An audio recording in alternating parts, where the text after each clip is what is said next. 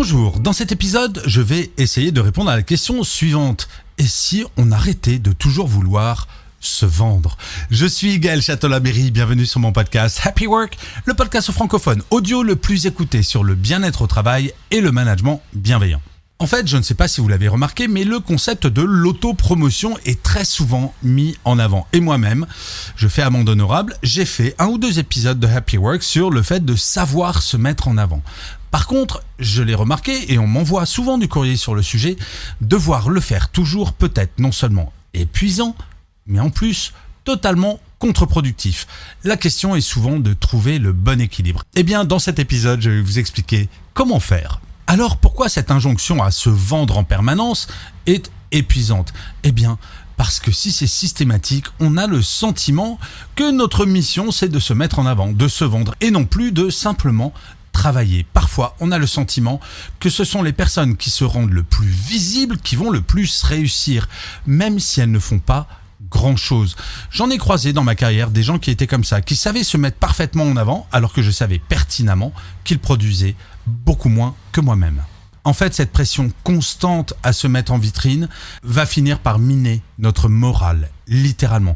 Alors que parfois, on a juste envie de travailler et de se dire je pense que je pourrais être reconnu sans nécessairement avoir à me mettre en avant de façon systématique. Et en fait, cela va créer une surcharge mentale beaucoup plus forte et on va perdre en authenticité, car pour se mettre en avant, parfois, on peut avoir tendance à ne pas dire véritablement qui on est, véritablement ce que l'on a fait. On va chercher à enjoliver, au lieu de se contenter tout simplement de la vérité. En fait, cela crée un monde du travail où l'apparence devient plus importante que la réalité. J'imagine que vous serez d'accord avec moi que quand l'apparence devient plus importante que la vérité, c'est un tantinet dangereux. Alors, qu'est-ce que ça dit de notre monde du travail actuel? Eh bien, c'est un petit peu la conséquence même des réseaux sociaux. L'apparence compte, on s'en moque un petit peu de la réalité. Regardez ces comptes Instagram ou TikTok de certains influenceurs où on a découvert il n'y a pas si longtemps que ça que parfois c'était totalement créé par intelligence artificielle et que la personne qu'on pensait richissime à Dubaï, en fait, vivait dans un tout petit studio de 20 mètres carrés en banlieue parisienne. Et pourtant, l'apparence prévalait. Eh bien, au travail, c'est un petit peu la même chose. Il va falloir revenir à des choses beaucoup plus concrètes et arrêter avec cette notion d'apparence.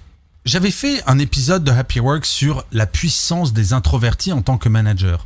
Et oui, être introverti, cela peut être aussi utile, voire parfois même dans certaines situations, plus utile que ce que j'appelle les grandes gueules. Mais les grandes gueules peuvent être également très utiles dans d'autres situations.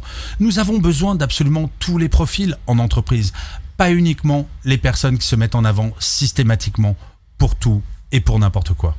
En fait, le risque de prêter trop attention aux personnes qui se mettent en avant systématiquement, eh bien, c'est d'oublier le réel, le concret, le vrai. Et en fait, il faudrait inverser la logique et se concentrer sur l'utile plutôt que l'apparence. Et cultiver la confiance plutôt que l'image. Il faut réapprendre à communiquer. Quand je vois sur LinkedIn des gens qui se mettent en avant, des gens qui travaillent en entreprise systématiquement, sur tout et sur n'importe quoi et qui ont plein de likes, ok, c'est peut-être vrai une fois, peut-être vrai 2 fois, mais je me mets à la place des collègues qui n'osent pas faire ce genre de choses et se disent, mais moi, avec mon boss, si je mets pas ça en avant sur LinkedIn, est-ce qu'il sait que je travaille bien ? L'humilité et la sincérité, oui, ce sont des valeurs qui sont importantes en entreprise. Et c'est pour cela qu'il faut, et ça c'est le rôle des managers et de la direction, bien mettre au clair que la reconnaissance ne sera pas proportionnelle à la visibilité de quelqu'un, de quelque chose.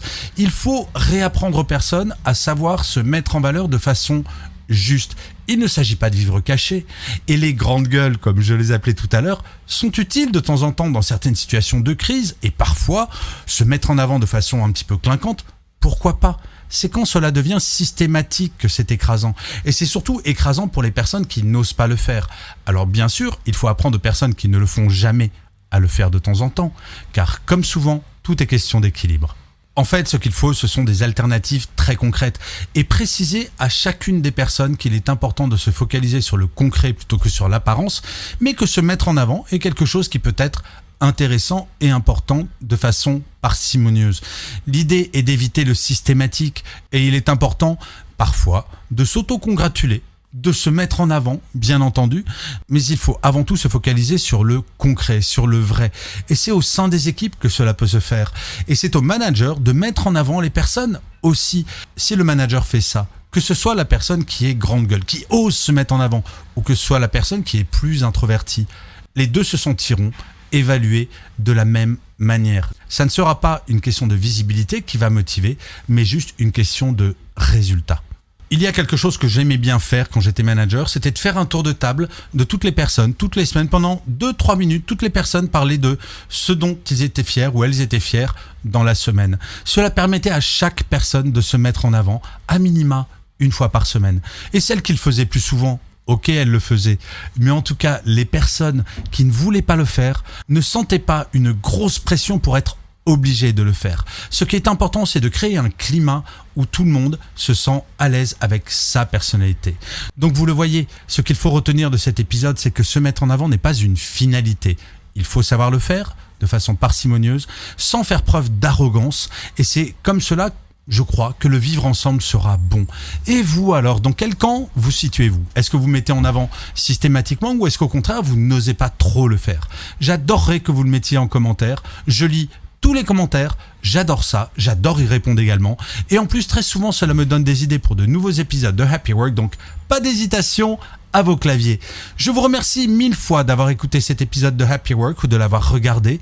N'hésitez pas à le partager si vous l'avez apprécié, à vous abonner sur votre plateforme préférée. Ces deux choses sont très très importantes pour que Happy Work dure encore très longtemps. Et en plus, de vous à moi, cela me fait toujours très plaisir. Je vous dis rendez-vous à demain et d'ici là, plus que jamais, prenez soin de vous. Salut les amis!